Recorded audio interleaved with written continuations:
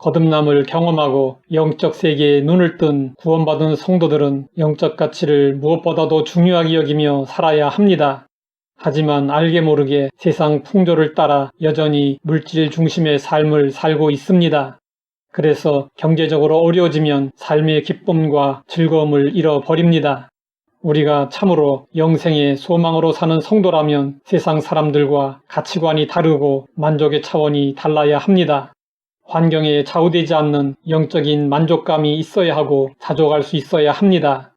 이것이 하나님이 바라시는 성도다운 모습입니다. 그러면 우리는 얼마나 성도다운 모습으로 살고 있을까요? 하나님이 기뻐하시는 성도다움이 부족하다면 그 이유는 무엇일까요? 중요한 이유 중에 하나는 끊임없이 다른 사람과 비교하기 때문입니다. 비교하면 언제나 내 손의 떡보다 남의 손의 떡이 더 커 보이기 마련입니다. 그래서 자신의 처지를 한탄하고 탓을 하고 불평하고 열등감으로 우울해할 때가 있습니다. 우리는 분명히 알아야 합니다. 하나님은 누구에게나 족한 은혜를 주십니다. 그렇기 때문에 성경은 말씀하고 있습니다. 돈을 사랑하지 말고 있는 바를 족한 줄로 알라. 우리가 살아가려면 돈은 꼭 필요합니다. 그러나 돈을 사랑하면 주객이 전도됩니다. 우리가 돈을 지배해야 하는데 돈이 우리를 지배하게 됩니다. 엘리야 시대에 소수의 남은 자 외에 모든 이스라엘 백성들이 풍요의 신 바알에게 무릎을 꿇었습니다. 오늘날도 역시 많은 사람들이 재물의 신 맘몬의 위대함을 찬양하며 그 앞에 무릎을 꿇고 있습니다. 번영 신학과 기복 신앙을 추구하고 있다면 하나님이 아닌 재물의 신 맘몬에게 예배하는 것입니다. 돈이나 재물에 대해서는 아무리 경계해도 지나치지 않습니다. 성경은 돈에 대해 대단히 많은 교훈을 주고 있습니다. 그 이유는 무엇일까요? 바울은 그 이유를 명백하게 말했습니다. 구하려는 자들은 시험과 올무와 여러 가지 어리석고 해로운 욕심에 떨어지나니 곧 사람으로 파멸과 멸망에 빠지게 하는 것이라. 돈을 사랑함이 일만하게 뿌리가 되나니 이것을 탐내는 자들은 미혹을 받아 믿음에서 떠나 많은 근심으로써 자기를 찔렀도다.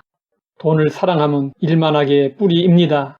돈 자체가 악한 것은 아닙니다. 그러나 돈이 있어야 할 자리가 아닌 하나님을 대신하는 자리에 있을 때 일만하게 뿌리가 됩니다. 하나님의 은혜는 항상 적당합니다. 우리에게 주어진 은혜도 적당합니다.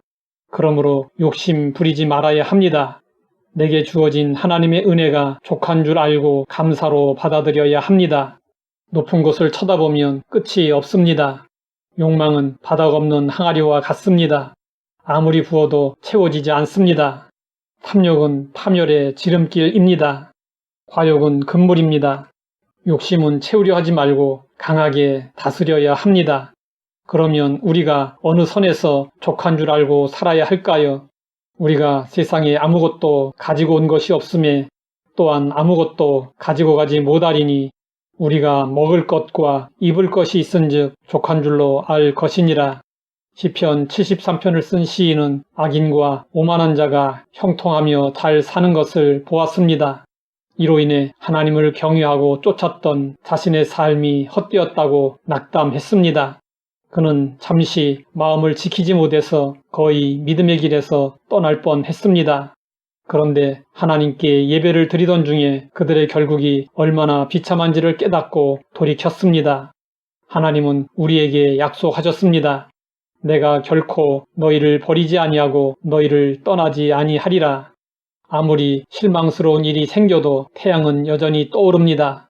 우리의 꿈이 이루어지지 않을지라도 하나님은 여전히 우리를 사랑하십니다. 우리는 이 사실을 잊지 말아야 합니다. 우리를 버리지 않으시고 떠나지 않으신다는 신실하신 하나님의 약속을 믿고 어떠한 형편에서든지 자족해야 합니다. 하나님 아버지, 맘몬에게 무릎 꿇지 않도록 깨우쳐 주시니 감사합니다. 돈을 사랑하지 말고 있는 바를 족한 줄로 알게 하옵소서. 예수님의 이름으로 기도드립니다.